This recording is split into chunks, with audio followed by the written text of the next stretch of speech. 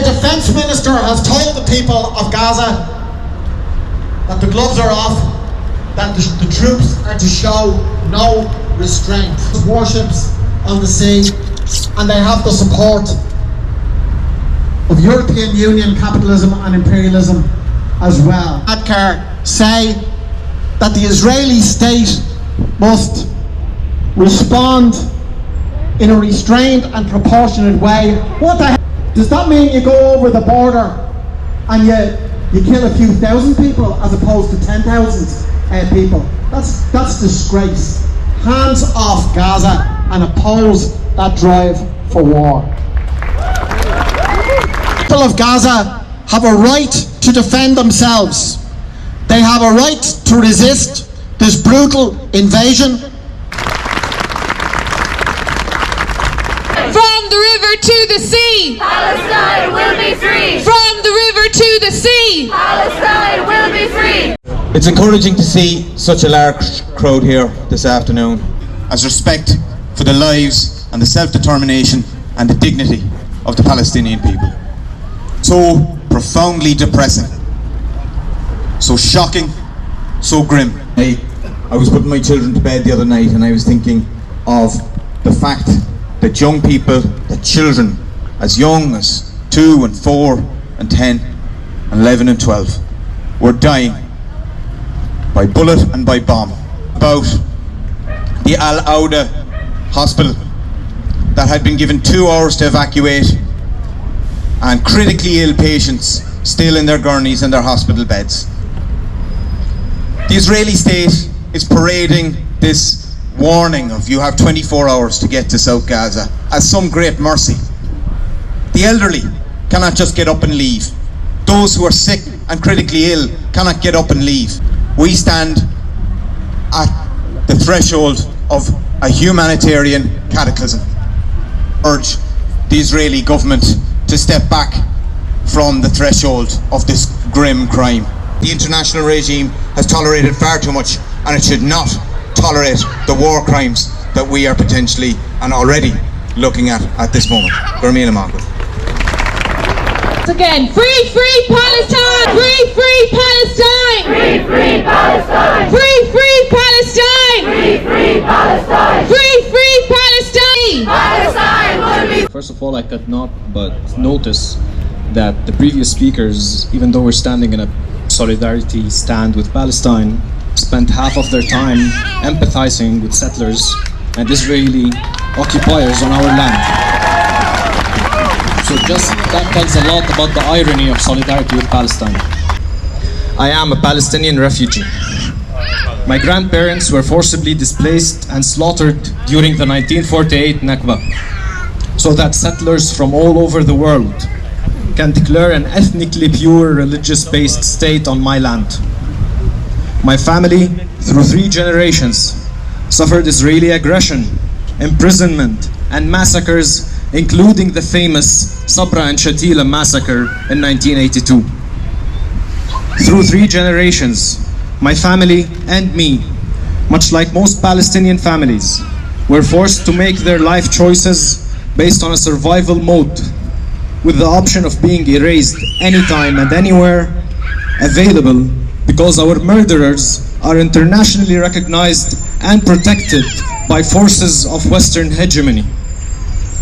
But this story, my story, is still privileged compared to what's happening in Gaza now. The only things I share with the people in the besieged Gaza Strip is our status as refugees, our dream of liberation, return, and freedom. As we stand today in support of Gaza against the unprecedented genocidal attack targeting its people, and as we speak now, more than 600 Palestinian children have been murdered in front of the whole world. Hundreds of women, elderly, and men have been butchered and their bodies still not found. Neighborhoods are still being erased, and more than 2 million human beings sit every day asking themselves, will this be my last day? Will this be my last breath? Will this be my last thought in life? And then imagine, or just try to imagine, them looking at their loved ones and asking themselves, Who will cry the other first? For your information, some families in Gaza are applying what they call a damage control strategy against the genocide. Families are sending their children, especially the infants and babies, to various relatives in different areas in the Strip, just to avoid being completely annihilated and to save the bloodline of the family. Families are being wiped off civil status books as we speak right now. Throughout 75 years and more of this genocidal war, nothing like these atrocities have been witnessed on such a scale. But this is also not the whole picture. On the other hand, the extent of war declared on Gaza would have never gone that far had it not been for the United States and the European Union. In fact,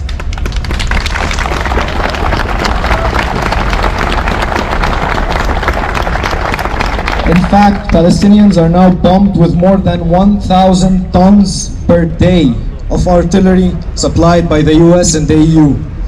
That is, our genocide is literally funded, supported, and executed by the governments of the US and the EU. For us, this is not new. This has always been the case since the beginning of the Zionist project on our land.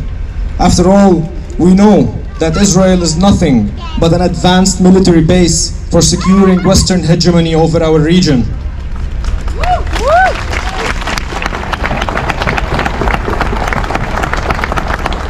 Today, as we stand here, the real question persists. What does it really mean to be pro-Palestine at this moment? Is it just crying over our dead bodies? Or do you really want to support Palestine? If so, then below are a few suggestions for things each and every one of us can do from our safe places to support the Palestinian people in Gaza. First, we need to investigate and develop ways to provide immediate support to the people in Gaza, including medical supplies, water, and food. We also need to block and rebound all forms of Zionist propaganda, especially those propagated by Western media outlets, including the demonization of the Palestinian people and the Palestinian resistance, and the equating of the oppressed people's resistance to the oppressor's violence.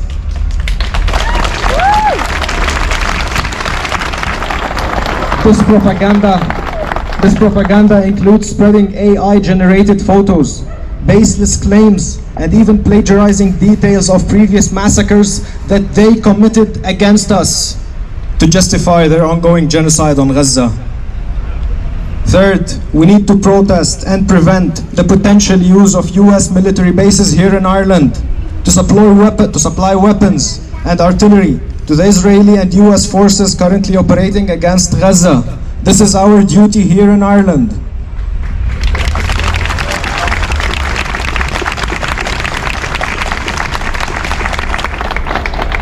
Fourth, we need to amplify Palestinian voices, adopt the complete Palestinian narrative, and commit to unconditional support to the Palestinian people's resistance until complete liberation of Palestine.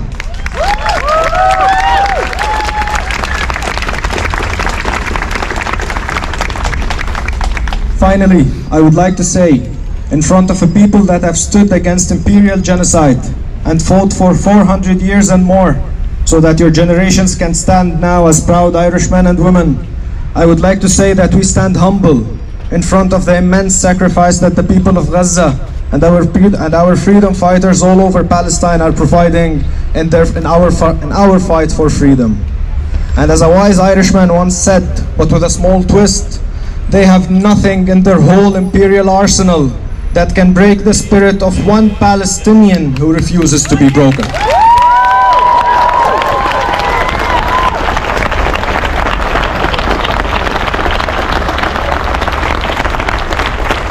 Dehumanization. Why should we condemn? Why don't they condemn? Why don't you ask Israelis to condemn the killings of us? Palestine! Free Palestine! I understand that it takes courage, lots of courage, to say the truth. But I really encourage you to base all your solidarity on knowledge and read on Palestine. Read, educate yourself, because we are also tired of having to spread the knowledge we have about our oppression and the oppressor of our homeland. This is not our duty. This is the duty of free humans, free humanity that wants to spread justice around the world happening in Gaza. It's not our duty to tell you that they are faking their news. You should read. You should educate yourself. I am proud of many Irish people that they are here among us today. I know how the mainstream media outlets, how they try to depict us. We are not evil. We just want to be free. This is the simple reality that all of us should seek. Thank you. Free, free Palestine! I am very proud to be Palestinian, and as Rafik Zayad said, we teach life, sir. We Palestinians teach life, sir. And another thing, in other countries, as you saw, raising the Palestinian flag is prohibited. Saying free Palestine is also prohibited. Thanks to the Garda here who are just want to protect and make sure that everything just stays peaceful as it is supposed to be, because we're here not to condemn first Palestinians. No, we're normal people asking for our liberty, the liberty that we has never seen since 1948 and also some years ago. But we are normal human beings who deserve to live a normal life. Please, you all will see that the media will not serve the cause. The media will never represent what is really happening in Palestine. So, if you want to know the truth, read, educate yourselves. Do not follow the media, because the media does not serve the Palestinian cause. Just educate yourselves and speak out, expose the truth. Thank you so much. And free, free Palestine! Free, free Palestine! Free, free Palestine! Free, free Palestine!